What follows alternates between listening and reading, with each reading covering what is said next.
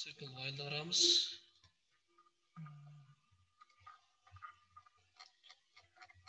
While пока да повторнате, пока условие верно, выполняй деген деп.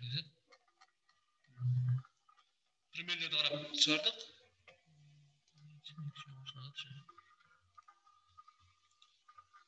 Мысалы, бұл задачаны бір қарап естіп қол. Но начальный условиясы циклдан. Total значение 100 екен. While пока total больше нуля input. То есть мы киргизіп атамыз. И через int преобразуем к целому числу, да? И менге қайран меншікті атамыз. Присваиваем. И totalдан n деген метод атамыз. Так, бұл условияны қарап көрелі. Total значение 100. 100 0'dan çoğun. Значит, новый x условия атқарылады. Айтқанымыз, бұл цикл іштеп тұрыш үшін бір переменді, бір инструкция керек, чтобы циклдағы значениені өзгертіш керек. Бізде бесконечный цикл атқарды. Оша сияқтылы мұна, ол жерде total значениесін өзгертіп атады. Ол бесконечкен цифраны. Totalдан оламнан кемейтіп тұрады екен. И так далее, пока одан 0'дан кішінеке болып қалмайынша. While универсальный цикл, айтқанымыз, başka tillerde de var. Mesela JavaScript'te, Pascal'da и так далее.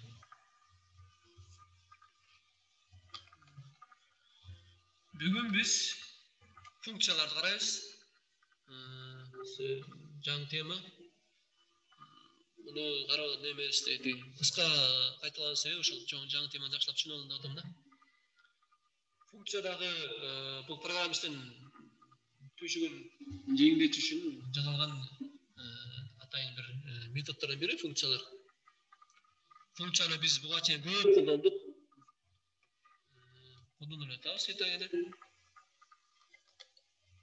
Так, вот. Print, мысалы функция, input деген функция. Бұларды біз бұға чейін оператордар атап көргенбіз. Шындығында бұлар функциялар да. Функция, в свою очередь, подпрограмма ол есептейді. Программаның ішіндегі кішкентай бөлікші программа да. Flat'тағы str type біз қолданатын операторлар бары. Оказывается, все они функции. Функция өтіректі оны операторға айтқанбыз. Бұлардың ішінде қандай қызмет қылады, то есть экранға не шығарады, болмаса жазалышы қандай бізге белгісіз да. Бізге только названиясына керек белгілі и бұл жерде параметрлерді белгілі да. Қандай параметрлер қойыш керек деген. Функцияларда ошондой пользователь, то есть программист өзі дағы пользовательский функциялар түзіп алса болады. Ошо сияқты. Ал эмне үчүн эмне талаптан келип жатат? Мына карап көрсөк. Кейбір участок программаларда көп жолу кайталууга туура келет да. Бирок ошол учурда цикл колдонолду десек, колдонбой мындай туура келбейт да. Мисал алсак,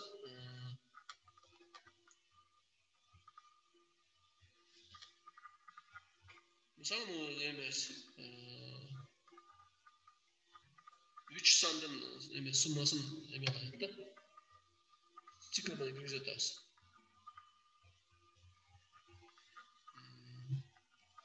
Анан бул жерге бизге поясничный записка жок болот го. Эмнени киргизип атабыз белгисиз да. Эмненин суммасын таап атабыз. Неудобно да. Цикл менен уюштуруп атабыз, конечно. 3 жолу баттан айланып турат. Суммасын чыгарып берет экранга. Бирок эмнени суммасын таап аткан белгисиз да. Анын үчүн бул ар бир циклдын алдына поясничный коюш керек болот. Бирок ошондон кайра кайталай берет. Тоже неудобно да.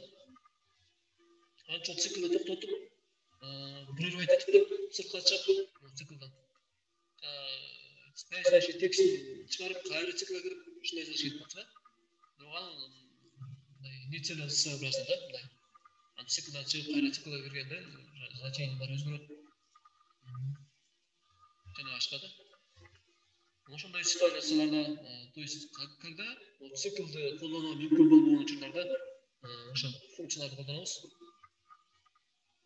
Функциялар айтты, мындай участок кода, который по себе өзүндө кичинекей автономность берилген, названиясы болот функциялардын. Жана print input деген сыяктуу. Type деген сыяктуу. Параметрлер болот. Мисалы, print'те скобканын ичине параметрлер кетет. Можно передавать текстовые значения, цифры, выражения. Параметрлер бар, мисалы, end деген. То есть строка чарп өткөндөн кийин эмне кылыш керек? Же болбосо sep деген параметр бар, separate, разделитель. Дагы бир 2-3 параметр бар. Аларды кийинтебиз. То есть параметрлер бар экен. Эми функциянын определениясына келдик.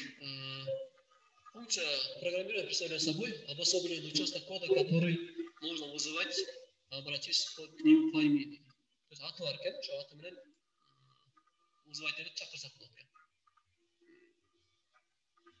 При вызове происходит выполнение команд пела функции.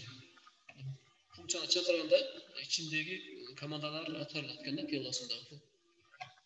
Бизге мисалы print ичиндеги белгисиз да, мисалы. Кандай экранга алып чыгарылат бизге белгисиз да. Бизге ошо print колдонгон деп синтаксисин берилген, и то ошону колдоп кете беребиз да. А ичинде кандай действие кылат, кандай экранга чыгарып атат, мына нейсесин да, белгисиз. Бирок түшүнүшүбүз керек, что print ичиндеги командаларды аткарып атат да. Функции можно сравнить с небольшой программкой, которые по себе, сами по себе, то есть автономно, не исполняются, а встраиваются в обычную программу. Биздин программабызда встраивание болуп турат экен да. Пока мы их не вызовем. Биз аларды колдонгондо гана иштейт экен да. Колдонбосо тура берет экен. Функции также при необходимости могут получать и возвращать данные. Түшүнүктүү да, функция кандай данные киргизип, обработка кылдырып, кайра возврат кылса болот экен ошо данныйларды. Обычно аларды главный программадан алат экен, вызывать эткен. И ошол главный программага кайра өзүнүн жообун берет экен да. Ал эми биз жазаткан программалар обычно клавиатурадан киргизет. Клавиатурадан киргизип атабыз. Кийинчерээк файлдар менен сеттен алгандарды карайбыз. Алуучуда болсо ошо эменен файлдан окуп алат, же сеттен алгандай болуп калат, же базадан алгандай болот, и так далее да. Функцияларына айтып өттүк, встроенный функциялар бар. Мисалы Python'да print input деп аткан биз буга чейин колдонуп келген операторлордун баары это встроенные функции. Айттык, программист ошо өзүнүн программасын структурный бетке келтириш үчүн, мындай оптимальный кылыш үчүн жана ошондой эле кусок кода кечке кайталанып, ошону оптимизация кылыш үчүн функцияларды, өзүнүн функцияларды жазып алат, определение. И керектүү учурда вызов кылат да, колдонот. Муну айттык. Мисалы мындай болсо, могу примерди, биз цикл жазып атабыз. Могу жерде карасаңар, эң негизги идея здесь это суммирование, да? Суммирование вывод. Вот ошо бул жерде эле ошондой жүрөт. Эки санды кирип атабыз, суммирование жүрөт и выводим на экран. Только здесь 3 значения да. Ар башка значенияларды атабыз. Биринчисинде бул предполагаемый, да? Сколько бананов, ананасов для обезьян. Биринчисине бананды киргизет экен, экинчиси ананасты киргизет экен, суммировать этет экен, и чыгарып коет экен. Үчүнчүсүндө экинчисинде болсо жуктар менен червейди. Количествосын киргизет экенбиз, суммируем и выводим на экран. В третьем болсо рыбы и моллюски. Киргизет экенбиз, суммасын табат экенбиз бул жерде. И выводим на экран. Карасаңыздар, бир эле действие 3 жолу айтылып атат да. Эң негизги идеясы эмне экен? Мында киргизип алат экенбиз, суммируем и выводим на экран. Карасак, бир эле жумушту 3 жолу айтылып атабыз да. Просто эле башындагы монусу эле поясничный записка өсілі немен алады да, арбаш болады. Ошону оптимизация кылса болот да. Мисалы, могу учет такой да. Карасаңыздар, повторяется да? Бияқта деле ошол, бияқта деле ошол, бияқта деле ошол. Ошону өзүнчө бир кичинекей программка кылып, ат коюп, керектүү учурда чакырып алсак болот да. Кандай алып чакырып алат экен? Бул эмеси, пример кандай аткарыш керек. В таких случаях мы используем функции, да? Функцияларды колобузда. Функцияларды башка тилдердегидей эле def деген ключевое слово менен беребиз. Definition деген кыскартылган, определение деген. Биз basic ошондой болуш керек, def деген. Анан Pascal'da function анан процедура деп келет да. Function функциялар, процедура болсо процедура да. Процедура это тоже подпрограмма, который не возвращает результат. А функция болса, в свою очередь, возвращает результат. Python тілі кейінгі языктардан да, жаңы языктардан. И каждым годом развивается. Ошон үчүн башка тилдердин күчтүү жактарын алган. Бул жерде процедура же функция кылбайды, бирге функция кылып койгон. Ал функциябыз ошол функциянын ичинен результат бериши мүмкүн, бербеши мүмкүн. Бербеген учурда работает как процедура, а значение берген учурда болсо, анда уже работает как функция. Функцияларды ойло колдонуп жүрөт, биздин турмушубузда, математикада өзгөчө. Мисалы үчүн тригонометрические функции. Косинус, синус дегендер. Ошонун баары тригонометрические функциялары, которые возвращают результат. Кантип жазса болот экен. Жанагы үстүндөгү карасаңыздар, могул жердеги могул код деле биз тело функция киргизип коебуз да. Мына башында def деп ключевой слово кетти. Count food. Count это количество, food болуп тамак. Количество еды деп которсок болот да. Запистиріп жазып атабыз. Негизи бул жерде эки сөз, count деген өзүнчө, food деген өзүнчө. Обычно Python тилинде ушундай да. Экинчисинен баштап дегенде көп сөздөн турса, каждое новое слово начинается с заглавной буквы. Мисалы, мына food деген себебі окуу ыңгайлуу, карасаңыздар. Эмне үчүн баштан менен баштабайбыз? Себеби баштан менен баштасак анда константа болуп калмак да. Ошон үчүн соглашение бар. Только константалар баштан менен башталат и башка случайларда бар. Ошон үчүн не путать программисттер карап эле билиш керек да. Это функция, это константа экен. Ошон үчүн атайын соглашение менен иштешет.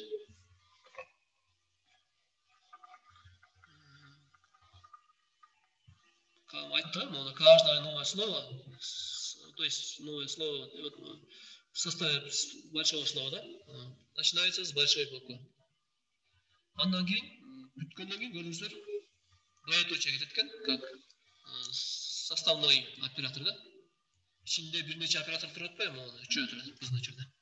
Ошон үчүн двоеточие коюп через абзац менен кетебиз. То есть через 4 пробела. Не действие алат. Чөнөкөй действиялары А назначение киргизет, Б назначение киргизет. И выводим. Всего деп сообщение кылдык. А плюс Б, оны эки сан кирди да. Суммируем и штук деген значение чыгарып коебуз. Вот наша функция, первая функция.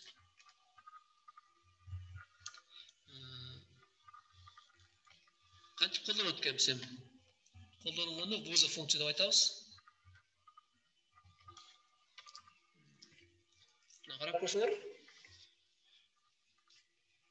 Определение кылдык функцияны, то есть функцияны телос кетти. И вызываем. Бул сообщение чыгарып койдук, сколько бананов или ананасов для обезьян. Дедик дагы биздин пользовательский функцияны чакырдык. Пользовательский дегенде биз түшүнбөйбүз керек. Биздин программаны колдонгон пользователь эмес. Жок, бул жерде имеется в виду программисттер пользователь дегенде. Программист өзүнүн Түзүү керектүү функцияларды жаза алат экен, ушундай жол менен. Мына count food дедик. Кандай иштейт экен? Биринчи могу иштебей турат пока. Мындан башталат да сразу. Айттыга функциялар иштебей турат пока их не вызовем деп. Ана ошон үчүн мына могу жерден баштайт экен, бул сообщение чыгарат. Count food дейт. Деген учурда сразу могу бар, могу жерден иштей баштайт могу. Аны значение сурап калат, Б значение сурайт. Всего кыттырып эки жерге бириккизген значениялар суммировать этип кайда экранга чыгарып турат. Так кайра чыгат.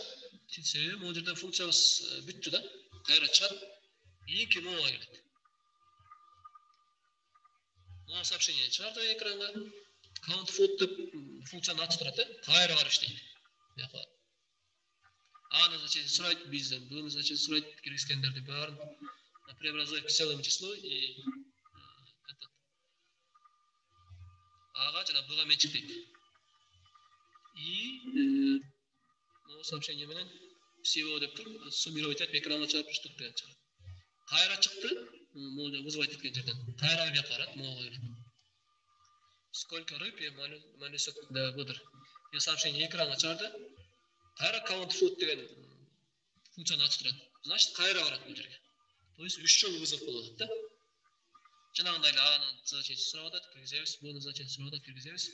Их преобразовать к целому числу и менчиктейбиз А менен Бга. Ошол эле значенияларды экранга чыгарып атабыз. Всего дегенден кийин суммировать этип туруп. Давайте посмотрим на примере. Антып жазайбыз. Так.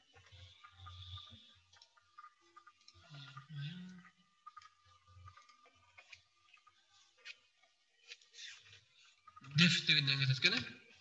Силер мына көрүп турчумун. Ачып коелу.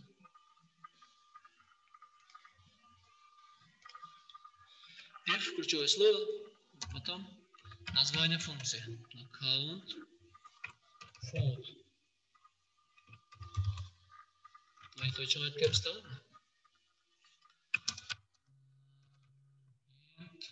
Что это делается? Функцию input.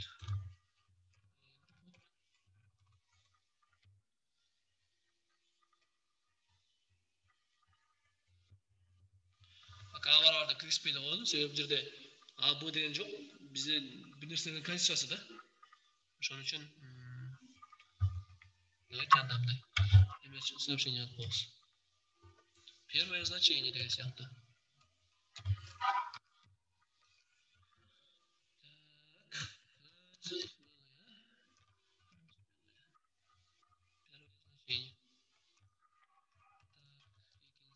То же самое.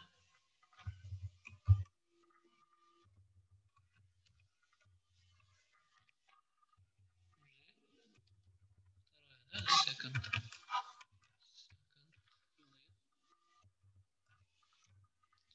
И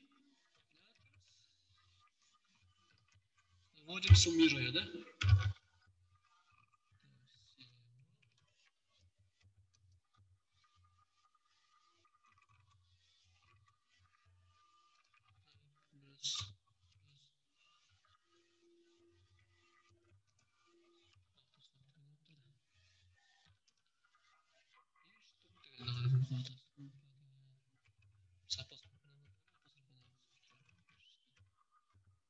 Определили функцию. Теперь главная программа с модулем масштаба.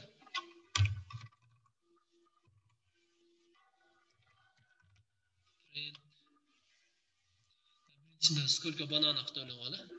Сколько бананов?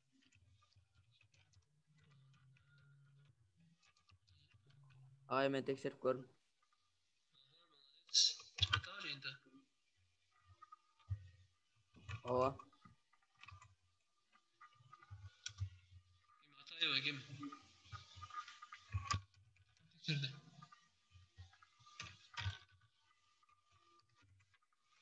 Count food, вот вызываем. Так ушундай жол менен да.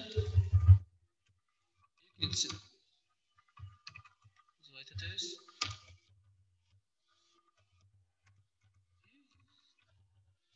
Кейсінде осы жук червей дейді.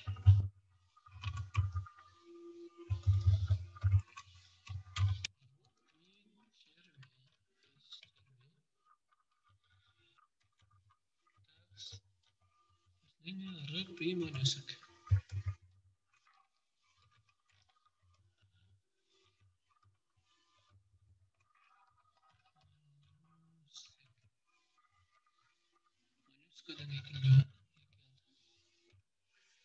Так, сохраняем. Да.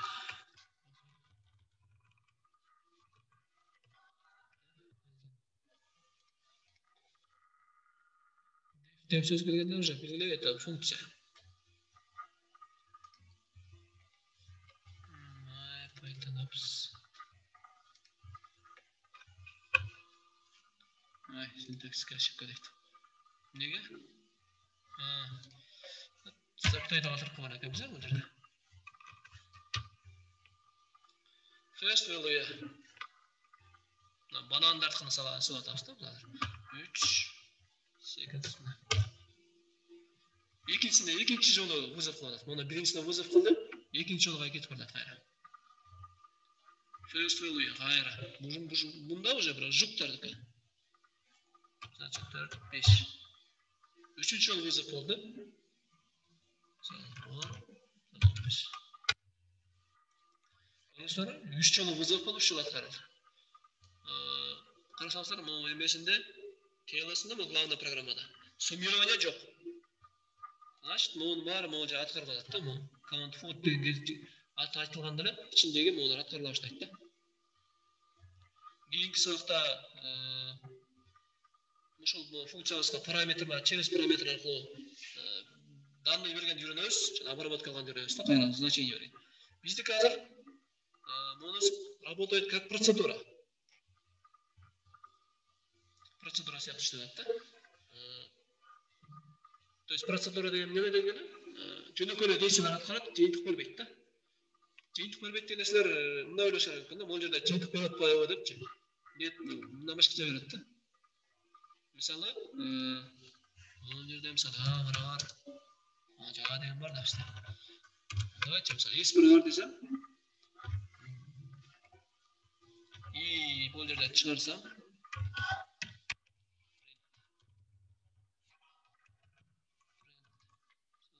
так.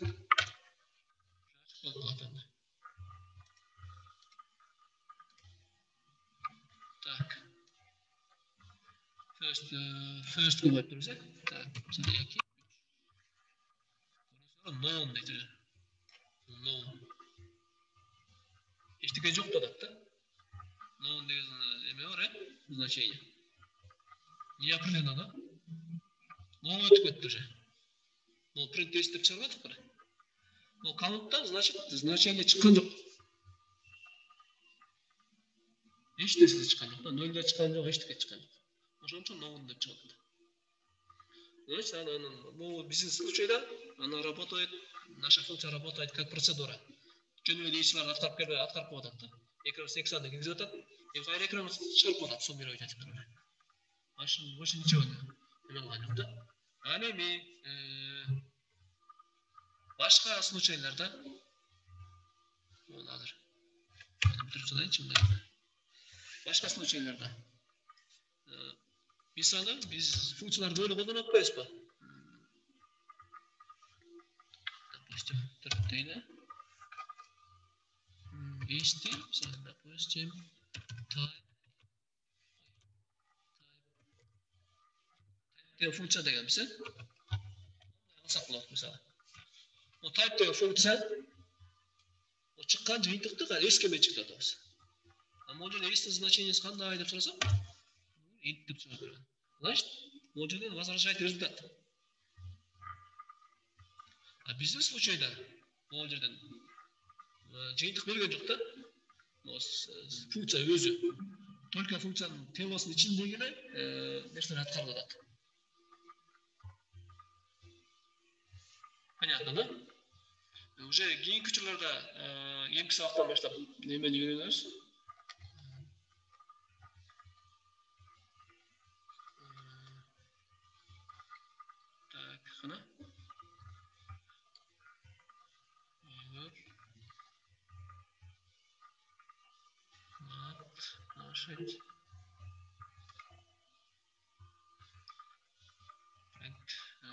Работа как процедура. Параметр бергенде вот x автотөз локальный глобальный переменный. Бүгүнкү сабак ушул. Функция жөнүндө общий принцип алуу, функциясын определениясын жазуу, ошону колдонуу да бүгүнкү максат. Мисалы, бул жерде примерно карап көрөлү. Эгерде функцияны колдонбосок, мисалы, прямоугольник, треугольник менен кубтун площадьтарын табыш үчүн как бы кичинекей меню жасап алганбыз.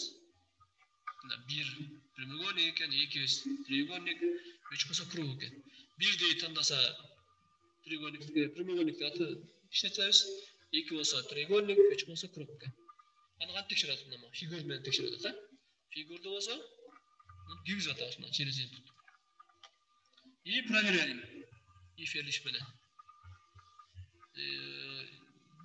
Мисалы 2-ни тандап калса, бул жерде формула менен эсептеп атабыз. Бул деген по-моему меники 2 деген треугольник экен ошо. Али это без функции. Функция менен кандай болот эле мына. Более наглядный да мына. Def rectangle коет. Прямоугольниктики. Триангл 3 бурчтукту. Circle болсо кругтукту. И мына каныктыйла текшерип атабыз мына 1 деп 1 прямоугольник тандаса rectangle деп вызов кылып коет атабыз. Значит, бу жака барып rectangle иштеп берет да. Эгерде 2 десе, мына соответственно бул жерге барып триангл иштеп берет. То есть треугольник. Соответственно 3 десе circle иштейт экен. Кайра колдоно берсек болот мына rectangle'дарды. Мисалы, бул жерде биздин программабыз жагылыраак болсо, ошону кайра көрсөтүп коелу. Бул жерде зущёгы вызов кылып атпы? Можно сколько раз его использовать при необходимости. Мисалы, мен жөн эле 2 сандын суммасын тапкым келет да. Кайра вызов кылып коелу ошо. Count мисалы. Ошондо мына ошолалы.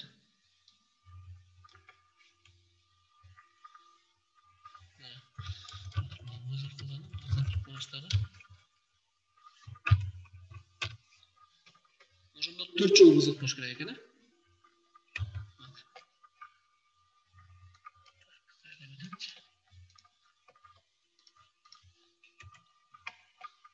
Вот, первое значение, банандар стоит туда, жуптар стоит туда, рыпы малюс экен.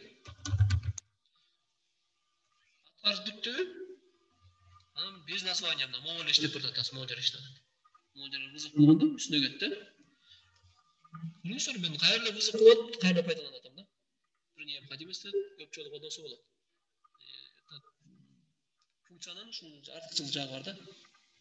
При необходимости можно использовать сколько раз, сколько потребуется. Канча жолу колдонсо өзүбүз билебиз да. Бул жерде эме жок. 4 жолу вызов болду. Артыкчыл ошол, бир артыкчыл. Бир жолу болсун, көп жолу колдоносуң. Бул программированиянын мындай азыр ушундай аябай өнүгүп аткан бир эмеси да ошол да. Себеби программисттер бири-бирине жардам берген аябай жакшы болушат. Мен мисалы бир айталы турмушка керектүү биз эмеге техника же бир нерсеге керектүү бир эмелерди чыгарып алдым, программаларды. Эл менен бөлүшкүм келет, башка программисттер менен. Мен аны ушундай эме кылып коем, модуль кылып коем. Модуль деген понятие бар, эмеде, Python'да. Модуль деп коет, ошо библиотекаларда сакталат ошо. И ошол модулдун ичине могу сыяктуу өзүмдүн функцияларымды жазып чыгам. Misal üçün обратный тригонометрический функцияларда мысалы жоқ болса да егер ошоларды чыгаргандын формуласы менен эсептеткендин баарын коюп чыксам башка bir программист биз колдонуп атабыз мисалы импорт деп алып импорт муну сыяктуу эле импорт деп алып биздин программабызга и вызывать этип колдонуп кете берет мисалы допустим жана айткандай эле маздын ичинде ошо эмелер бар эмеспи тригонометрический функциялар обратный тригонометрический функциялар ошону мисалы мен оңойлуу колдонуп кете берем да мисалы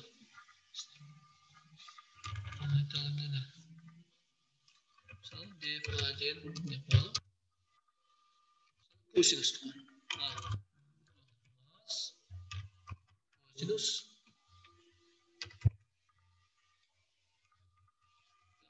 90 градус колдонуп кете берет башка программисттер ошол себептен бирине жардам берген үчүн программирование мындай аябай өнүгүп атат да биринин библиотекасын биринин программасын башка программисттер аларыnkini колдоно берет мындай через функции через процедуры и в общем через модули андан чоң нерсе түшсө аны уже библиотекага алышат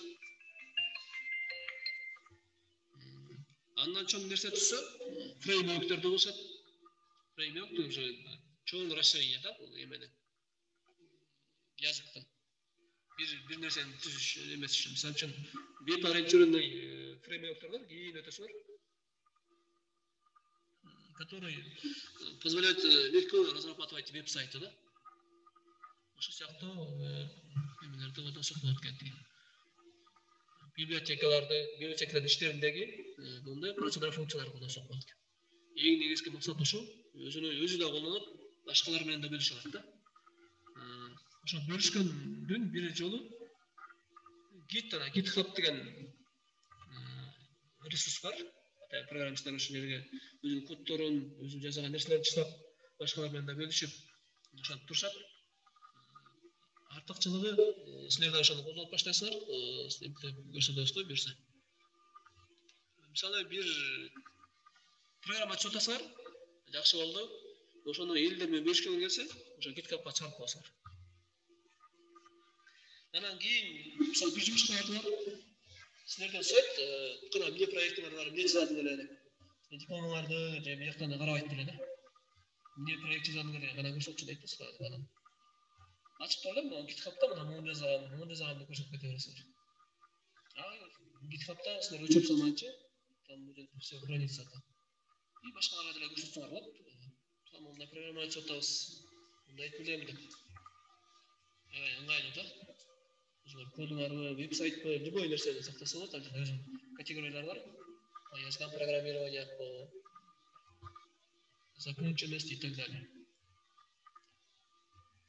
бүгүнкү сабагыбыз ошол суроолорубуздар болсо бергиле бул теманы башында непонятный болушу мүмкүн ошон үчүн учебник бар ушул учебникти силер окуп примерлерин киргизип иштетип көргүлө мону биринчи иштетип көрүш керек мону эринбей 2 жыл иштетип көрүп ар бирин вызов кылып 2-3 тандап бул кандай иштешин көргөндөн кийин анан мону иштеш керек себеби ушул разницасын билесиңер да кандай иштеп атат деп могу сүйлөп пример деле ушундай мону биринчи жазып карагыла биз деп мону биринчи жазагыла циклды жазагыла биринчи андан кийин мону жазап көргүлө анан через функция жазап көргүлө мында ошондо разницасын билет да бул жерде мындай экен мына жерде мындай экен деп түсүнбөштүк анан жанагы мен жиберген китеп боюнча жана программаларды түзүп примерлерин киргизип сүрөт тарткан үйрөнө бергиле жакында ошо сүрөт тартуу боюнча конкурс алып атабыз буюрса бул анда конкурста жыйынтыгын өзүңөр эле баалайсыңар мисалы эмесин видео кылабызбы же болбосо сүрөт кылып туруп мындай эме кылабыз да голосовать этип анан жыйынтыгын чыгарабыз буюрса так что ошол чейин даярдана бергиле жакшы үйрөнө бергиле жана графиканы